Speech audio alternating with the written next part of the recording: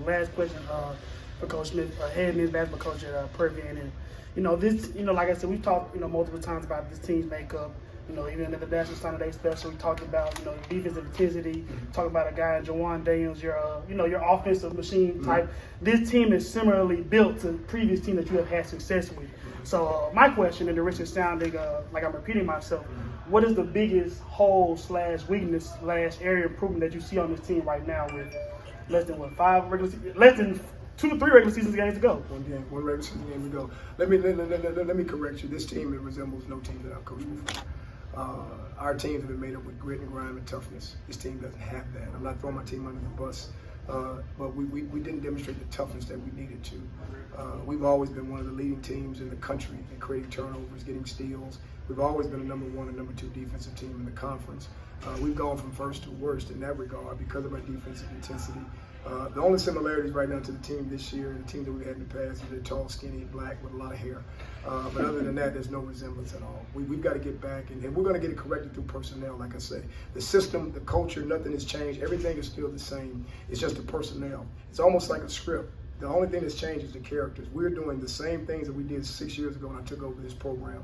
But it's just taking our guys a little bit longer to be able to adapt to it. And that's the reason why you have to recruit accordingly to how you want to play. And I think you hit and miss. I mean, life is like that. Recruiting is like that. You hit and miss sometimes.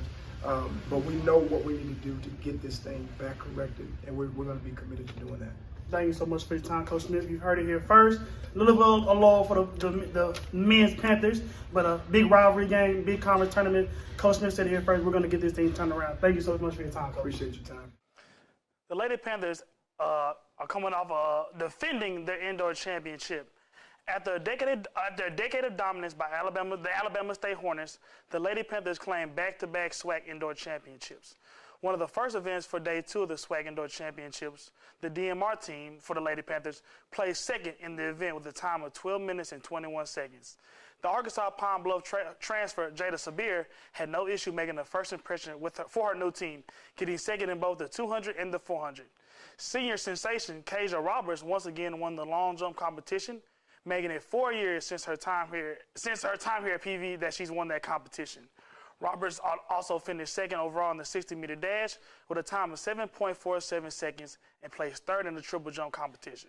One of the members of the DMR, Dina Murphy, managed a second-place finish in the 800. In the pole vault competition, Macy Guy and Jakari Tate finished second and third in the event, respectively.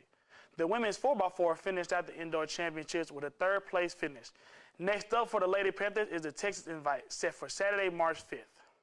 Next, we'll go to PV men's basketball, where they made it 3 in a row on a 3-game winning streak, Caleb, against Grambling State, noted rivals. Right. At the mediocre 4 and 5 start in the SWAC for the men's basketball team, they've turned it around, winning 3 games in a row, 3 games in a row, and getting off to a solid 7-5 record in conference play with a 92-84 win over UAPB. An even game for the most of the first half, the Panthers closed on a 22-9 run with less than 6 minutes left to take a 13-point lead into the half. The Panthers continued to pour it on to begin the second half, to extend their lead to 24 early in the half.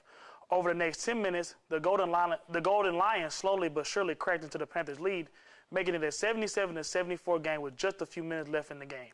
The trio of Dwayne Cox, Jawan Daniels, and Jeremiah Gambrell scored all 15 points for the Panthers down the stretch to make it 9 straight wins against the Golden Lions. The SWAC Player of the Week, Gambrell, led all scorers with 31 points in the contest. Teammate Cox wasn't too far behind, chipping in 25 in the winning effort. Our intramural teams have been hard at work, in particular our rugby team. This weekend, they will be showcasing their talent for their very first game in over 2 years on the Hill.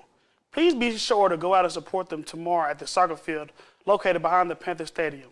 The game will start at 12 noon with free admission. Our MMJ, Caleb Carter, was able to speak with the team and see about their progress. Caleb, take it away.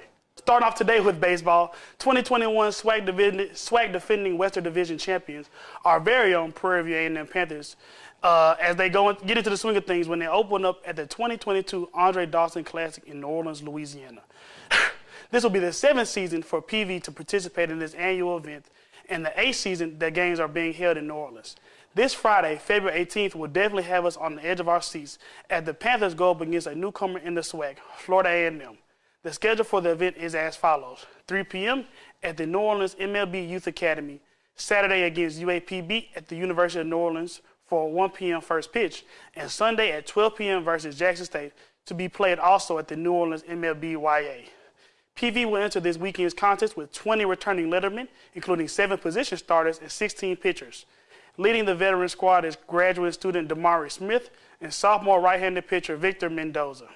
Smith was tagged as a SWAC preseason second-team outfielder, while sophomore Mendoza also received second-team nods as a pitcher. The Panthers received 3 first-place votes and were picked to finish third in the division behind Southern and Grambling State, ahead of Texas Southern, Arkansas Pine Bluff, and Alcorn State.